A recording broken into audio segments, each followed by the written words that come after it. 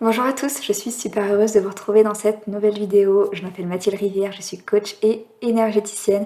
Et aujourd'hui, on va parler spiritualité et guérison, si mon chat me le permet.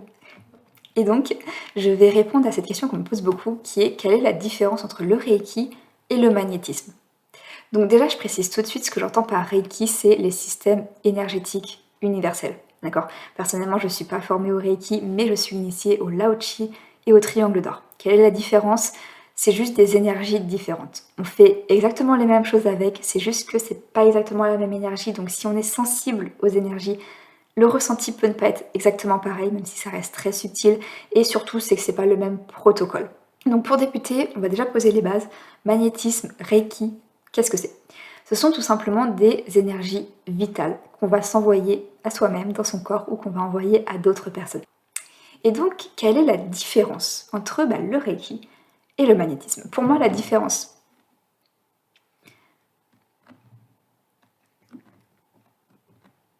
Mais alors, tu veux participer à la vidéo aujourd'hui? Je disais donc, pour moi, la différence fondamentale entre les deux, c'est que les systèmes énergétiques universels sont accessibles à tout le monde. Il n'y a pas besoin de dons, il n'y a pas besoin de capacité. Alors que le magnétisme, je dirais pas que c'est forcément un don, mais il y a des gens qui vont avoir plus de prédisposition et des gens qui vont pas réussir à le développer. C'est vraiment en fonction de ce qui est juste pour nous, d'accord? Il y a des personnes pour qui c'est pas forcément juste de le développer, et c'est ok. Donc vous mettez pas de pression.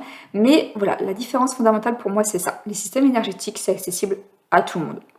La deuxième différence fondamentale, c'est que les systèmes énergétiques, quand on est initié, du coup, donc quand on reçoit le soin d'initiation de la part d'une personne qui est initiée, c'est que ça va être directement puissant parce que c'est une énergie qu'on canalise, donc qui rentre dans notre cœur et qui se diffuse par nos mains. Donc c'est une énergie, elle est puissante. Ça ne nécessite pas de s'entraîner, même si évidemment plus on va pratiquer, plus il y a d'autres choses qui vont se développer, voilà, les soins vont être puissants, mais l'énergie est déjà très puissante, ce qui fait que les soins qu'on va faire dès le lendemain du soin d'initiation vont être très puissants. Alors que le magnétisme, déjà voilà, est-ce qu'on a cette capacité en nous? Est-ce que c'est juste pour nous de le développer? Est-ce que ça va se développer? Et une fois qu'on ressent que c'est juste pour nous et que on l'a, il va falloir commencer à le développer, à s'entraîner. Voilà, plus on va le développer, plus on va s'entraîner, plus ça va devenir puissant. Mais concrètement, on fait exactement les mêmes choses avec le magnétisme ou un système énergétique universel dans la mesure où c'est une énergie vitale qu'on envoie dans son corps, qu'on envoie dans le corps d'une autre personne et qui fait de très belles choses. Donc voilà. Je précise également, si vous voulez vous entraîner ou si vous voulez vous former à l'énergétique, protégez-vous, d'accord? On ne touche pas aux énergies, on ne fait pas des soins sans être protégé. Allumez toujours une petite bougie blanche, demandez la protection, demandez que toutes les mauvaises énergies aillent se brûler sur la flamme de la bougie. Voilà, un minimum de protection, parce que y a des belles énergies autour de nous, mais il y a aussi des petites mauvaises énergies et ça sert à rien de se les prendre dans soi. Voilà. Donc, du coup, c'est tout ce que j'avais à vous partager dans cette vidéo. J'espère que c'était clair au niveau des différences. Voilà, si jamais vous avez envie de vous initier du coup à un système, moi je propose l'initiation au Lao Chi ou au Triangle d'Or.